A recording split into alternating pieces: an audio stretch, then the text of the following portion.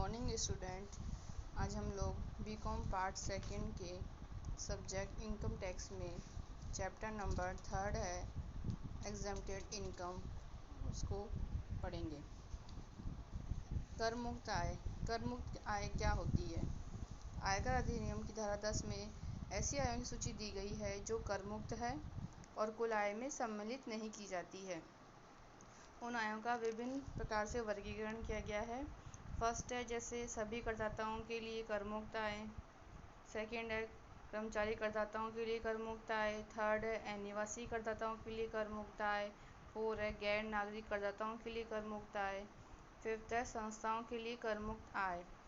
तो हम लोग पढ़ रहे हैं फर्स्ट, सभी कर्मचारियों के लिए पूर्णतः कर मुक्त आय। आयकर अधिनियम की धारा 10 में ऐसी आय की सूची दी गई है जो कर मुक्त है और कुल आय में सम्मिलित नहीं की जाती है। उसमें फर्स्ट सभी करदाताओं के लिए कर मुक्त आय, उसमें ए है कृषि आय। भारत के अंदर कृषि आय है, कृषि भूमि से जो भी आय होती है वह पूर्णतः कर मुक्त होती है। यदि विदेश में कोई कृषि भूमि है तो उस पर भी केवल निवासी करदाता को ही कर देना होता है। सेकंड है हिंदू अविभाजित परिवार से आय। यदि हिंदू अविभाजित परिवार से कोई आय प्राप्त होती है तो वह कर मुक्त होती है।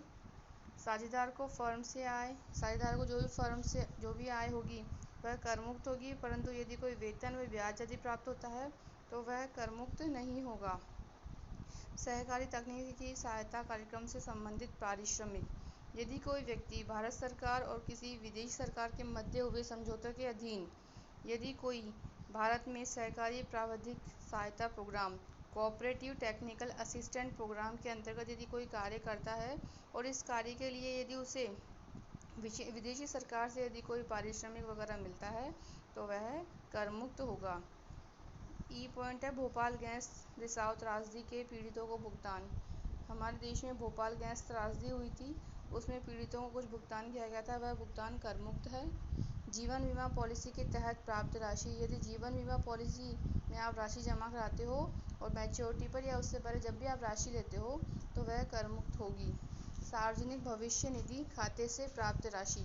सार्वजनिक भविष्य निधि खाते से जो भी राशि प्राप्त होगी वह पूर्णतः कर मुक्त होगी। एच पॉइंट है सुकन्या समृद्धि खाते से प्राप्त राशि। यदि सुकन्या समृद्धि खाते में आप राशि जमा कराते हैं और उससे आपको राशि प्राप्त होती है तो वह पूर्णतः कर मुक्त होगी। नई पेंशन योजना एनपीएस के तहत प्राप्त राशि। 1 अप्रैल 2004 के बाद जिन्होंने भी ज्वाइन किया है सरकारी नौकरी में उन लोगों की नई पेंशन योजना है। इस नई पेंशन योजना के अंतर्गत जो भी राशि प्राप्त होती है वह पूर्णतः कर मुक्त होगी। जे पॉइंट है प्रतिभूतियों एवं जमा राशियों पर प्राप्त। प्रतिभूतियों एवं जमा राशियों पर जो भी ब्याज वगैरह प्राप्त होगा उसमें कुछ निर्दिष्ट दी गई है, जैसे केंद्र सरकार द्वारा निर्गमित प्रतिभूतियां, बॉन्ड, सर्टिफिकेट, सेविंग सर्टिफिकेट आदि पर से जमाओं ब्याज के रूप में जो भी आय प्राप्त होगी वह कर मुक्त होगी। इसके लिए संबंध में सरकारी गजट में सूचना जारी की जाती है। इसके पश्चात छात्रवृत्तियाँ। जो भी छात्रवृत्तियाँ आपको प्राप्त होंगी वह पूर्णतः कर मुक्त होगी। सांसदों व विधायकों के भत्ते जो भी प्राप्त होते हैं सांसदों व विधायकों को वह पूर्णतः कर मुक्त होते हैं। पुरस्कार वगैरह जो भी प्राप्त होते हैं वह कर मुक्त होते हैं। एंड पॉइंट है कुछ दशाओं में सरकारी कर्मचारियों को पेंशन का कर मुक्त होना। कुछ दशाओं में जैसे यदि कोई व्यक्ति केंद्र सरकार या राज्य सरकार में सेवा में रहा हो और उसे परमवीर चक्र या महावीर चक्र या वीर चक्र ऐसे कुछ मिला हुआ है केंद्र सरकार द्वारा, इस आशय के लिए अधिसूचित अन्य कोई वीरता पुरस्कार भी यदि प्राप्त किया गया है तो उसकी कोई पेंशन है तो वह पूर्णतः कर मुक्त होगी। और उस कर्मचारी के परिवार को भी जो भी प्राप्त होती है ऐसी पेंशन वह भी पूर्णतः कर मुक्त होगी। ओ पॉइंट है सैन्य बल के किसी सदस्य की विधवा अथवा बच्चों द्वारा प्राप्त पारिश्रमिक। यदि कोई व्यक्ति सैन्य बल में लगा हुआ था तो उसकी विधवा को या उसके पारिवारिक व्यक्ति को किसी को भी जो उसका उत्तराधिकारी है उसको जो पेंशन प्राप्त होगी वह पूर्णतः कर मुक्त होगी। भूतपूर्व शासक के मकान की आय। यदि कोई भूतपूर्व रियासतों के भूतपूर्व शासक हैं तो वह उसे यदि किराए पर देते हैं तो ऐसी दशा में उन्हें जो कोई आय होगी वह पूर्णतः कर मुक्त होगी। अवयस्क बच्चे की आय के संबंध में कर मुक्ति।